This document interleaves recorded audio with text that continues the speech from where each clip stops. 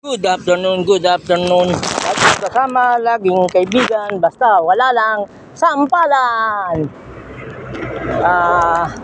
Our academic discussion for today is all about deed of sale.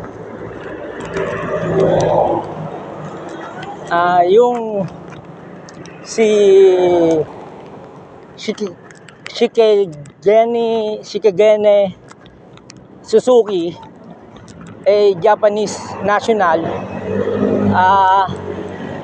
retiree, nagpunta po sa Pilipinas.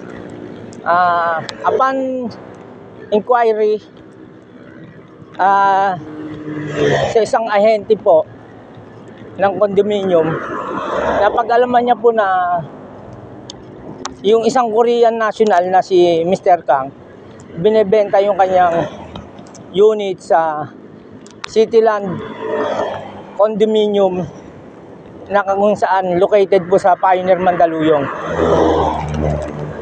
Nag-advance po siya ng payment 100,000 kasi nakapagkasundoan po nila from 3 million kasama po yung parking slots, yung unit at parking slots, napagkasundoan po nila na 2,800,000, 2.8. At dahil po doon, nag-reservation pay po si ng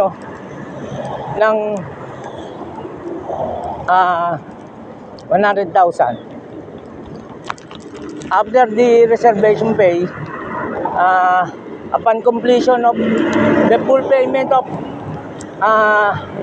the property, which is 2.8 million, nagbigay po siya additional 2.7.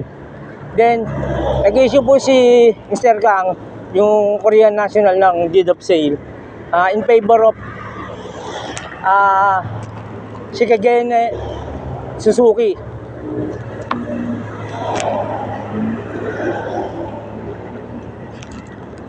Pagkatapos po doon, upon occupation ni Mr. Suzuki, nagkaroon po ng mga renovation, improvement.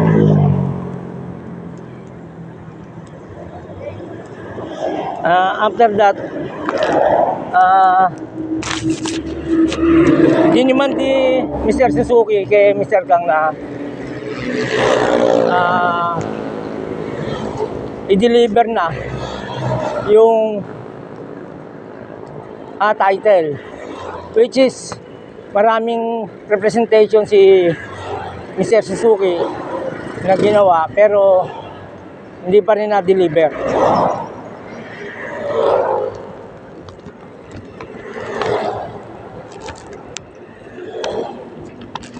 Upon that,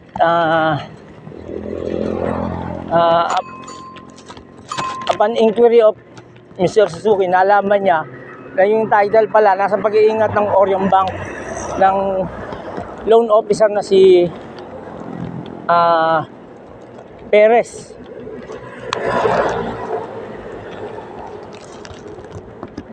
Pero sa kanyang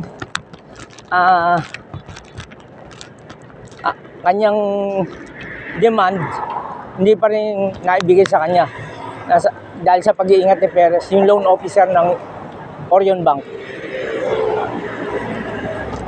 After nun, nag-inquire si Mr. Suzuki sa Register of Deeds of Mandaluyong.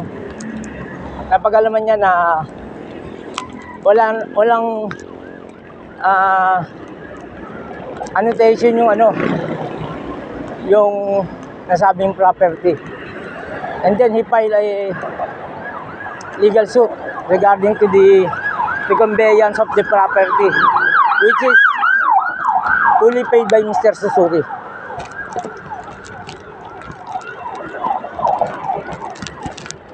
At doon napag-alaman ni Mr. Suzuki na mayroon palang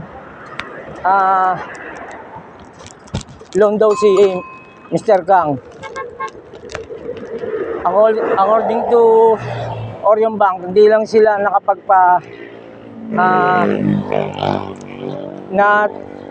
nakapagpatatak o nakapag-annotate na may encumbrance pala yung nasabing property na worth 1.8 million, including the interest. However, the court decided in favor of Mr. Suzuki, determining that the said property has no encumbrance or mortgage.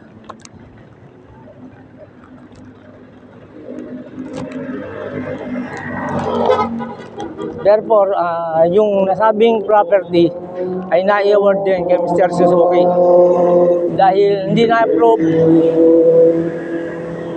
ng Orion Bank na talagang may utang si Mr. Kang na dapat bayaran ni Mr. Suzuki dahil siya na yung nag-subrogate doon sa property during the completion of the sale of the property.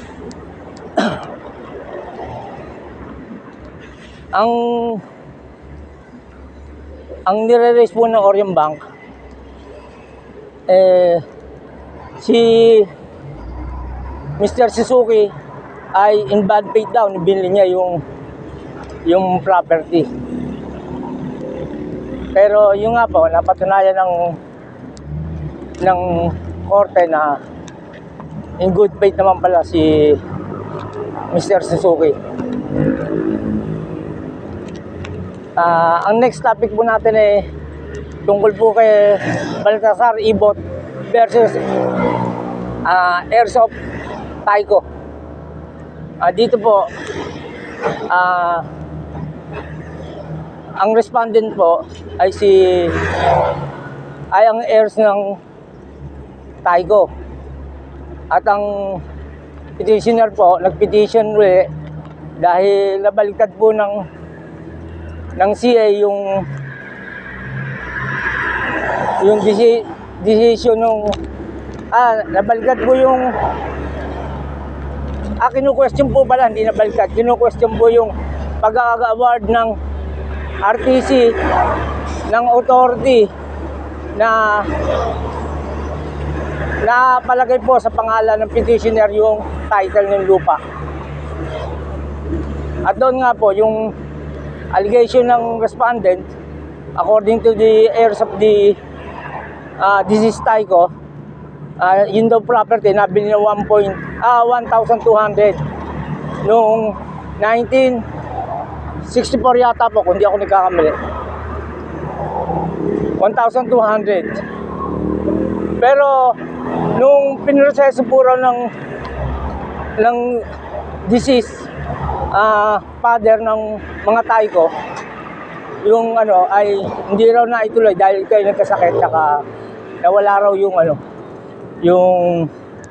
mga dokumento na nagpapatunay ng bilihan.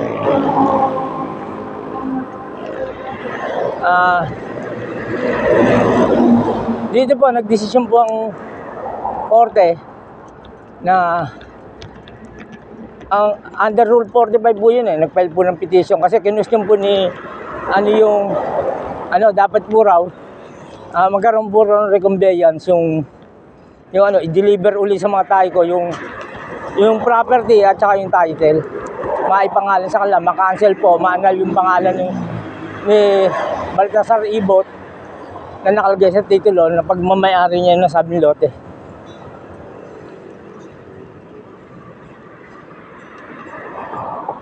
At dahil nga po doon,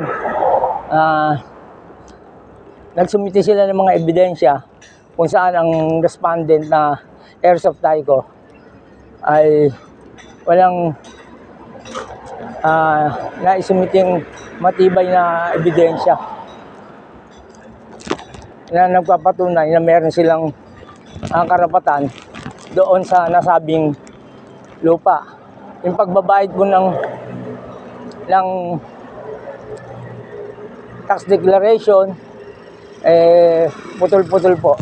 At saka yung sinasabi lang notorious possession and occupation, exclusively occupy yung property, ay hindi nila napatunayan. Kaya yung pong nasabing desisyon ay napabor po kay Baltasar Ibot. Kaya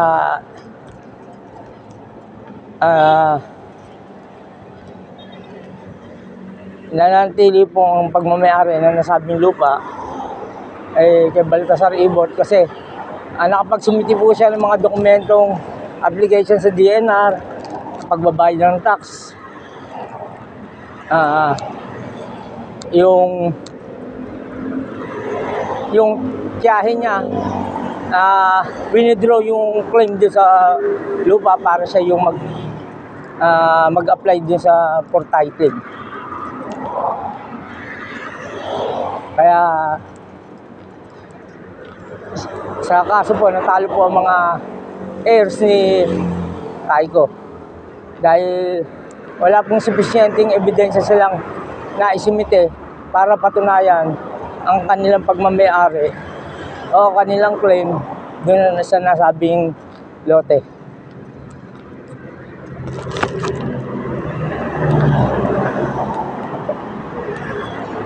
Diyan po magtatapos muna po ang ating academic discussion for today. Don't forget to make a comment, like, share, and subscribe.